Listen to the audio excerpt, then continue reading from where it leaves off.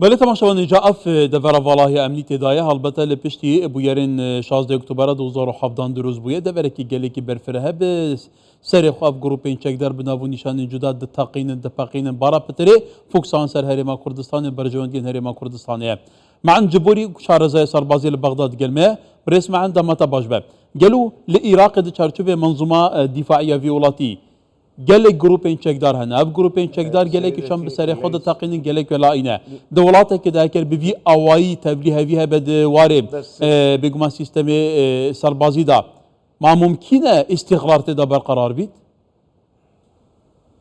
هسه احنا على الهواء بەڵێ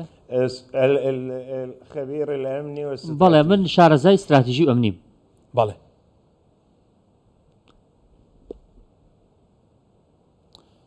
پرسامن گەشتی گەلو بەڵێ برێس جبۆری شارەزای استراتیژیە ئەمنی کەواتە بابەتی مەجی سەرپرسێن ئەمنیە لە ئیراقی پێتر گروپێکە چەکدار هەیە ئارتشا ئیراقی هەیە بدەهان گروپێن چەکدار هەنە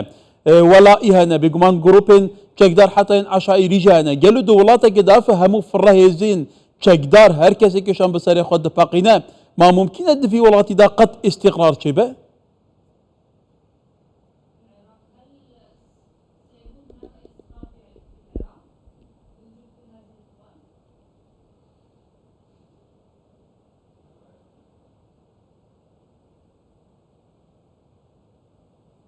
صباح الخير بەیانیتان باش باشتر بەڵێ فرەچەشنی هەیە لە سەرکردەکاندا فرەچەشنی هەیە لە هێزە سەربازیەکاندا هەروەها بەشێک لە سەرکردەکان یاخود بەشێک لە گروپەکان فەرمان لە سەرۆکایەتی ئەنجومەنی وەزیرانە وەرناگرن ئەمە ژوای کردووە کاردانەوەی نەرێنی لەسەر ناوچەکە هەبێ بەشێک لە گروپە چەکدارەکان خۆیان بڕیار بۆ خۆیان دەدەن و خۆیان ڕێگەی خۆیان دیاری دەکەن تەنانەت بەشێکیان بەگوێی فەرماندەیی گشتی هێزە چەکدارەکان ناکەن تەنانەت لەسەر ئاسی سیاسەتی دەرەوەش بەگوێی عێراق ناکەن تەنانەت حکوومەتەکەی سوودانیش چی پێشنیازێکی کردوێت ئەوان بەگوێیان نەکردووە پێچەوانە ڕەفتاریان کردووە بێگومان ئێستا بەرپرسیارەتێکی گەورە لەسەر ئەنجومەنی وەزیران و بەڕێز محەممەد شیع سوودانی هەیە وەکو فەرماندەی گشتی هێزە چەکدارەکان کە هەوڵ بدات ئەم گروپە چەکدارانە بچووک بدات یاخود لە قاڵبیان بدات هەر بۆ ئەوەی بتوانێت کە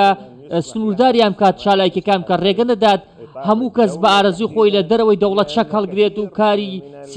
کاری سەربازی بکات چونکە ئەمانە هەر هەمووی کاریگەری نەرێنی دەبێت لەسەر حکوومەتی عێراق ئەو کردانەوەی ئەوان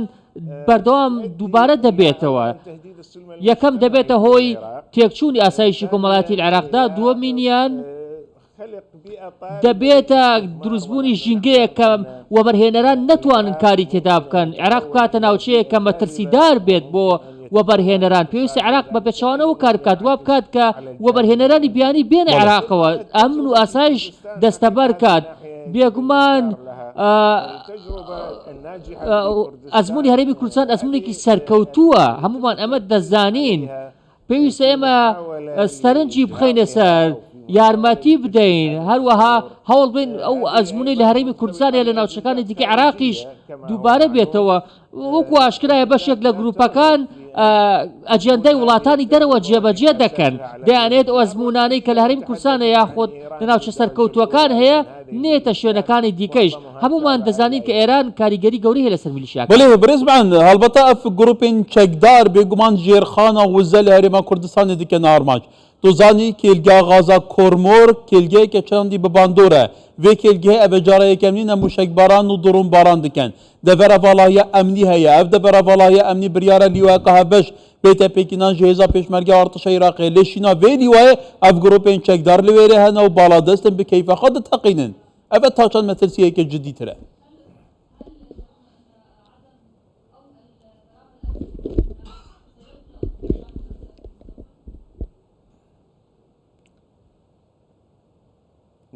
بەڵێ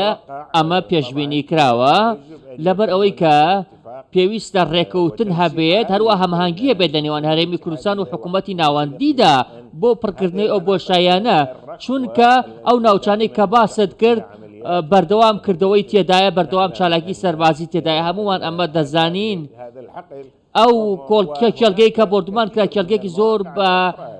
کاریگەرە هەروەها گروپە چەکدارەکان نەک کۆرموەر فڕۆکەخانەی هەولێر بنکەکانی ئەمریکا تەنانەت ناوچەی مەدەنی و سڤیلیش بردومان دەکەن وەکو هەمومان بینیمان کە چۆن بنکەی هەریر بردومان کرا ئەمانە هەر هەمووی پێویستە حکوومەتی فیدراڵی بەجددی وەری بگرێت کار لەسەر چارەسەرکردنی بکات کۆمەڵی هەنگاو بنێت لەگەڵ هەرێمی کوردستان و هاوپەیمانی نێودوڵەتی بۆ چارەسەرکردنی ئەم کێشانە هەمومان دەزانین کە عێراق پابەندە بە ڕێکەوتنی استراتیژی لەگەڵ هاوپەیمانی نێودوڵەتی بەتایبەتی لەگەڵ ئەمریکا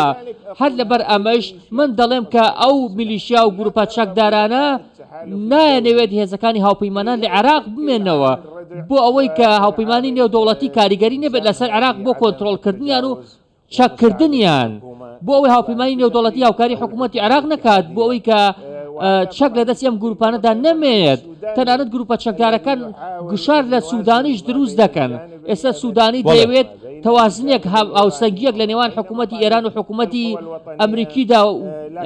ڕابگرێت بەڵام بە شێوەیەکی ڕاستەوخۆ پێ بڵێم کە ئەو میلیشیانە گوشاری گەورەیان هەیە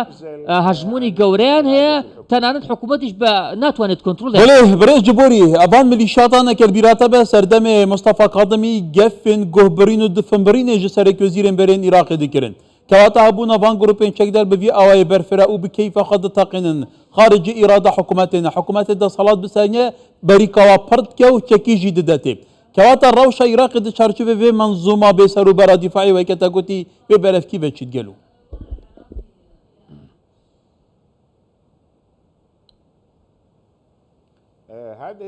بەڵێ ئەم گروپە چەکدارانەیە خود ئەو میلیشیانە بەرگی سیاسیشیان هەیە حیزبی سیاسیان هەیە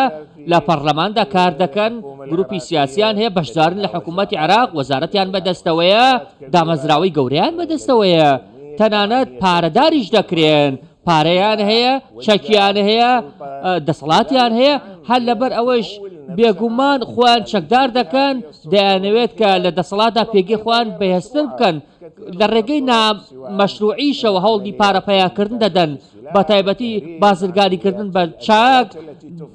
بازرگانیکردن بە مادەی هۆشبەر بازرگانیکردن بە شتی دیکەوە ئەمانە هەر هەمووی ئەومان پێ دەڵێت کە ئەو گروپە چەکدارانە دەسەڵاتێکی زۆریان هەیە گوشارێکی زۆر دروست دەکەن هەر لەبەر ئەوەش پێویستە حکوومەتی بەڕێز سوودانی یاسا جێبەجێ بکات هەوڵ بدات حکمی یاسا بسەپێنێت هەوڵ بدات دەستور بسەپێنێت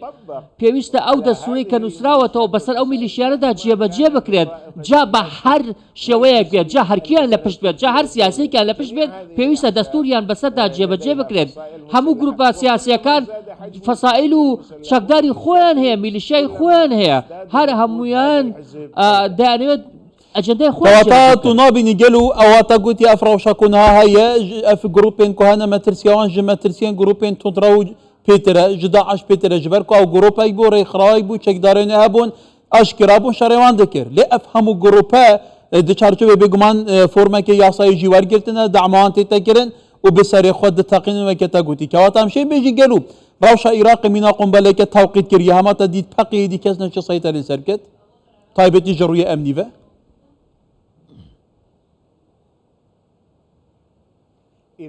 بەڵێ ئەگەر دۆخەکە بەم شێوەیە بەردەوام بێت و هەروەها حکوومەت نەتوانێت یاسا بسەپێنێت نەتوانێت کۆنتڕۆلی ئەم میلیشیانە بکات تۆنانەت دوای ئەوەی کە بەڕێز سوودانی سەردانی کۆشکی سپی کرد و لەگەڵ جۆ بایدن کۆبووەوە ئەو میلیشیانە هەستان چیان کرد هەستان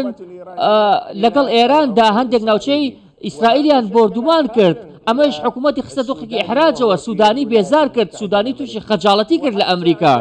تەنانەت لە کاتی گەڕانەوەشیدا بۆ عێراق گروپە چەکدارەکان کۆمەڵێک ئامانجیان دیاری کرد و هێرشیان کردە سەری بە تایبەتی ئەو ئامانجانەی کە پەیوەستن بە هێزەکانی ئەمریکاوە وەکو جەنابی شت بینیت ئەوەی لە کۆرمۆریش ڕوویدا ئەمانە هەر هەمووی پێشهاتێکن پێمان دەڵێت کە ئەو گروپە چەکدارانە دەسەڵاتیان هەیە هەروەها دەبنە هۆی دروستبوونی مەترسی لەسەر دۆخی ئەمنی عێراق دەبنە هۆی دروستبوونی مەترسی لەسەر ئاسایشی کۆمەڵایەتی چالاکی گروپە چەکدارەکان ئەومان پێ دەڵێت کە حکوومەت ناتوانێت ئەم گروپە میلیشیانە کۆنتڕۆڵ بکات هەروەها کۆمەڵێکی زۆر هەژمۆنیان هەیە بێگومان ئەمە نکۆڵی لێ ناکرێت کاریگەریان هەیە لەسەر دۆخی سیاسی